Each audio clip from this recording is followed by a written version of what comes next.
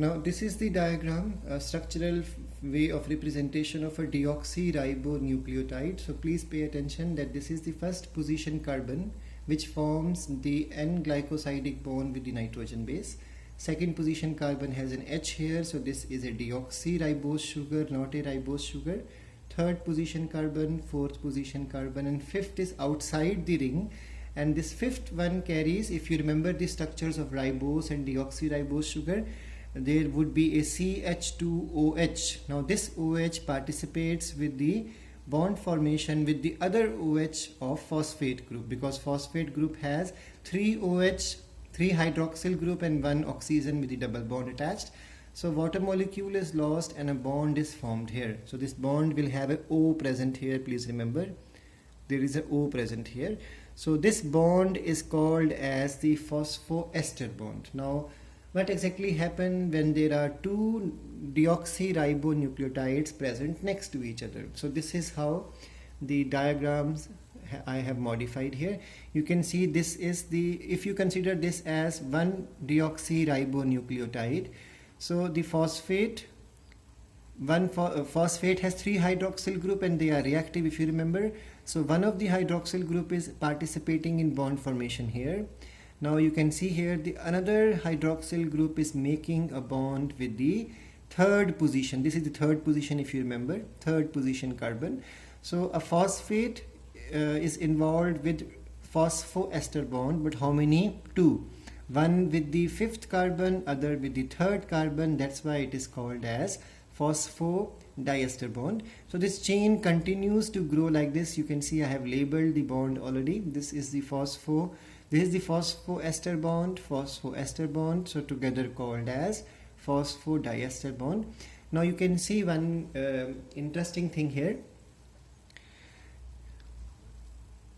This carbon has the OH which is free. This carbon will have the OH which is free because there is no other phosphate below this. Similarly, this carbon has the, there will be a phosphate present here, remember. So this phosphate has its OH free because there is no more sugar present on top of it. So the thing is, but when you see the complete chain, you will find that the first position carbon has its phosphate free to form bonds because there is no other sugar on top of it. Similarly, this OH, because remember in this concept, which molecule is important for bond formation? OH. Now in this case, you can see this third carbon position has a free OH present here, which is free to form bond, but there is no phosphate present below this. So if you by chance consider, just take an example, that this is the first deoxyribonucleotide and this is the last one in the chain. So in this case, you can understand that the phosphate present attached to the fifth position carbon is free. So you can call this end as a free end. And how do you designate this free end? 5' end. And similarly, in this case, the OH present or attached to the third position carbon is free. So you can call this end as the 3' end. Remember please this thing, that one end of the sugar of the deoxyribonucleotide chain is going to be 5' end and the other would be 3' end, according to that the bonds between, see, the backbone of the DNA is made up of this bond. Which bond?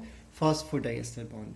It involves two carbons here. One carbon would be the third carbon and the other carbon would be the fifth one. But because if this is the first one, then there is no third on top of it. So this end would be called as the 5' end, and this end has no more 5 attached to it. So this end would be called as the 3' end. I hope this diagram is clear to you. The same thing I have drawn again in this manner to make you understand. And this is the helical model. It turns out to be like this. Now in this diagram, I think this is better. In this diagram, you can easily see the helix is going to be making turns in this manner. Now this is called as the major groove or the deep groove. And then you can see it goes inside like this, and this end is called as the minor groove or the shallow groove. Then again it goes down like this. This will be the deep groove. So this side is the deep groove and these side turns are going to be the minor groups, or otherwise the shallow group. Please remember, the length from one deep groove or the major groove to the next deep groove or the major groove would be called as one turn. You can see here I have mentioned. Or otherwise, from one shallow turn to the next shallow turn, it would be considered as the one turn. So one turn is the length between one deep groove to the next deep groove, or otherwise one shallow groove to the next shallow groove, and that will be 3.4 nanometer.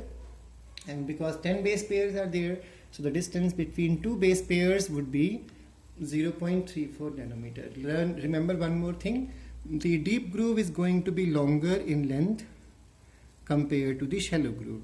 So deep groove is somewhere close to 2.2 nanometer, and the deep groove, shallow groove would be 1.2 nanometer. So total length would be 3.4 nanometer. I hope this point is also clear to you.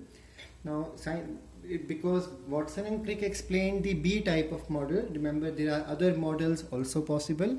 So scientists have discovered many other types of models which I have explained here also. So different forms of the models are there, but remember the model explained by Watson and Crick was the B type. B type is called as balance type. It's the most abundant type, most basic form of DNA in the living system. Then the Z type is the zigzag type, and the second most abundant found is the alternate type. That's why it was called as the A type.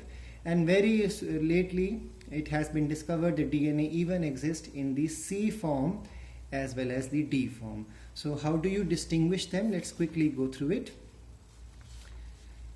The A form of DNA is called as aDNA, B form is called as the bDNA, C form is called as the cDNA, D form as ddNA, and Z form as the zDNA. Now remember, all of them are going to be right-handed type except the last one, which is the left-handed type. And the number of base pairs I have mentioned here. So it is 10 base pairs in bDNA, 11, 9, 8 and 12. The maximum is found in the Z form. Remember, the helix goes in regular manner, but it is zigzag manner in the case of the zDNA. The distance between the two strands is 2 nanometer, 2 nanometer, you can see all, but this one is 1.8 nanometer.